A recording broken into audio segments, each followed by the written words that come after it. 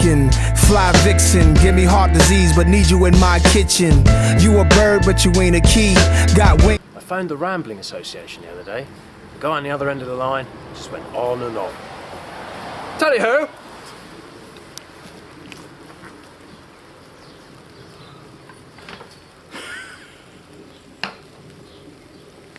Hello there. Hello there, and welcome back to Badger's Guide to the Countryside. Today we're going to be trying Badger's Golden Champion Ale. Here is a bottle of the Golden Champion Ale. This is a beautiful beer that goes fantastically well with barbecues. Barbecue. And we're going to cook a chicken on it. And we've got a special recipe for our chicken today, haven't we, Ben? We do. It's called beer can chicken, and what you require is the following: some beer. There's the beer. You need a can. And you need a chicken. Fried chicken, fly vixen, give me heart disease, but need you in my kitchen. You a bird, but you ain't a key. Got wings, but you can't fly away from me. Driving in your bucket seats all the way from Kentucky to... And that, folks, is how you catch a chicken. We've plucked it, and it's ready for a can to be stuck up its backside. It is dead. To find its derriere. Well, before we do that... Oh, it's still bleeding. Okay. Right, So the first thing now is to do is you get a can. You can't stick a bottle up a chicken's backside, that's not allowed, but a can, perfectly acceptable. So what you want to do is cut the can, make sure you don't cut yourself, make sure it's smooth just like that. So we have the can, and what you do, we've got some mixed spices as well, and we put some mixed spices into the can, and when you pour it half full with beer. Actually, we'll just add a little bit more, because more beer means better.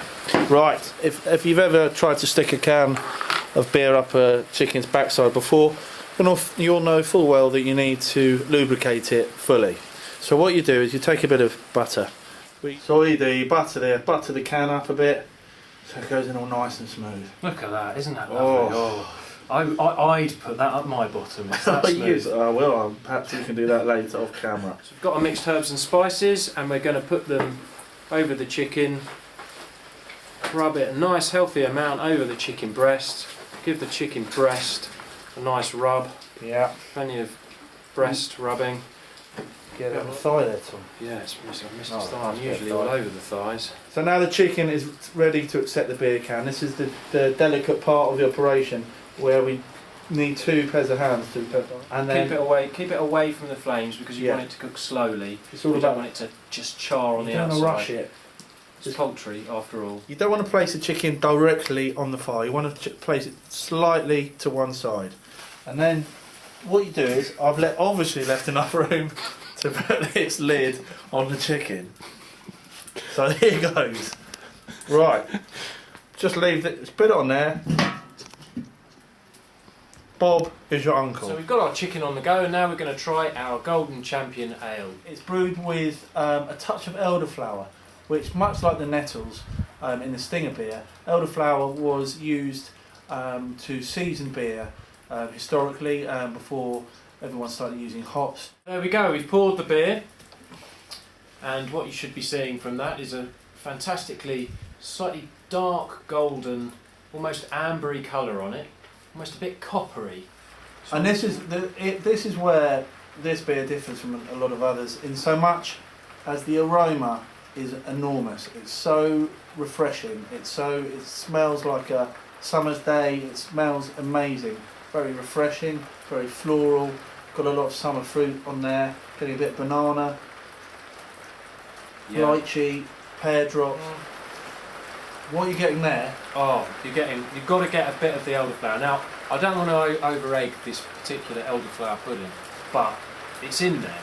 It's subtle, but you'll know if you try this next to one of the other Badger beers, you'll definitely notice it. It's not so many brewers get it wrong. So they make it too sweet. They overdo it. It dominates. This is perfectly balanced with the bitterness of the hops, and it's still if you're a traditional bitter drinker, it still stands up, and it's not some flowery beer for people who, girls.